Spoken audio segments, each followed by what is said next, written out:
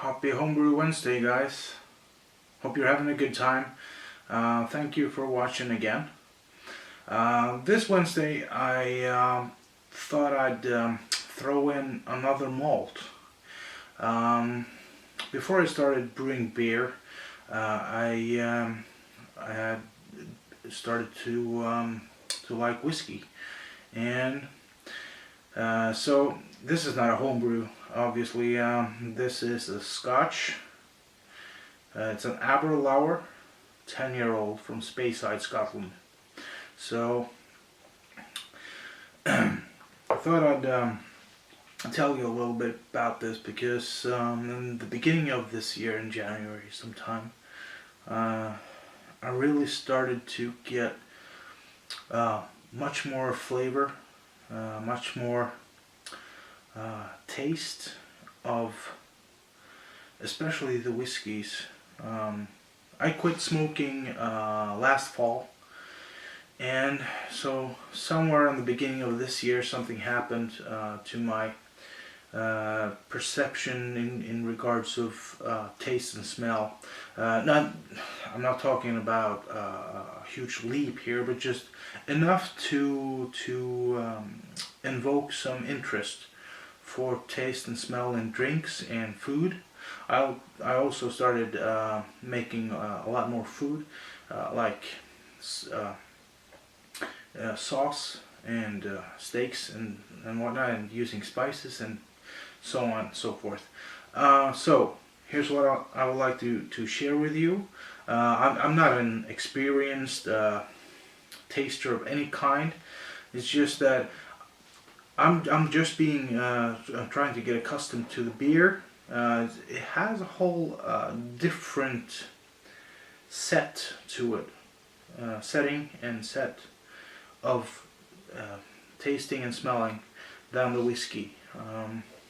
So in this I'm able to distinguish between a lot more flavors and smells than I can with the beer. But I'll show you.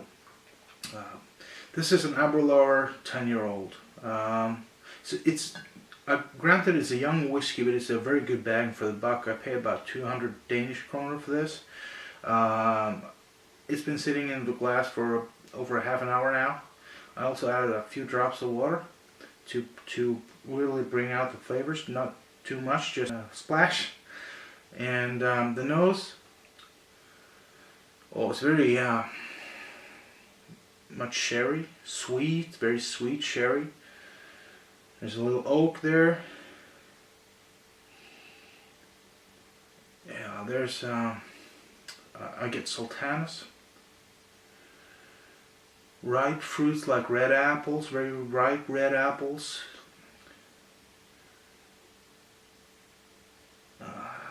There's a hint of spices there. And cane sugar, vanilla. Yeah, that's pretty much what I get from the smell. There's a complexity there that I can't really tell you about because I can't distinguish that yet. But the palate.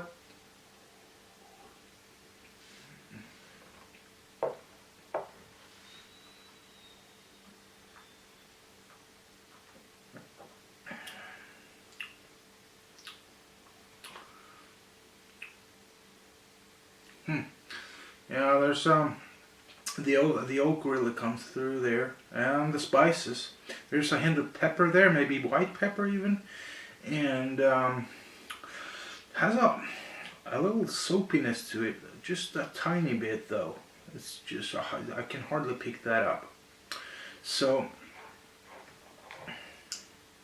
yeah, and the fruits are even riper in the character on the palate. So yeah, just leave it at that. The homebrew I'm having, it's my so-called Viking ale. I'm just in lack of a better name for it. I call it that.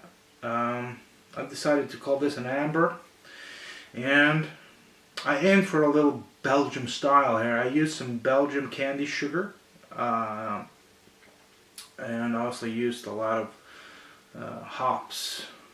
Not a whole lot, but I used Cascade and Amarillo to this one. And what I'm getting is a very fruity Belgian nose to this. I'm getting some hint of bananas, a little bready, and I get some malt. Not a whole lot of hop though on the nose. And the palate.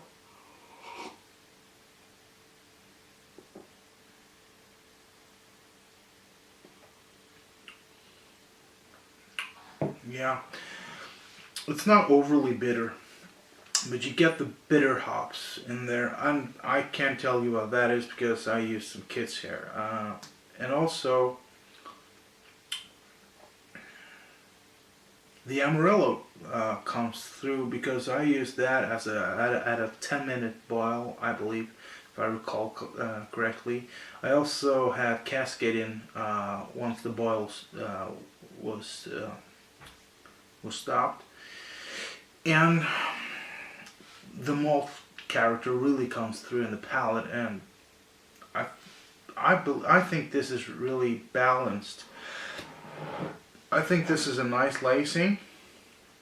I'm washing it away now, but it'll stay like this. This is not even properly chilled. I'm guessing about 9 or 10 degrees Celsius. But I find this a nice beer. This is not a sessionable beer either. It's very it's almost full-bodied.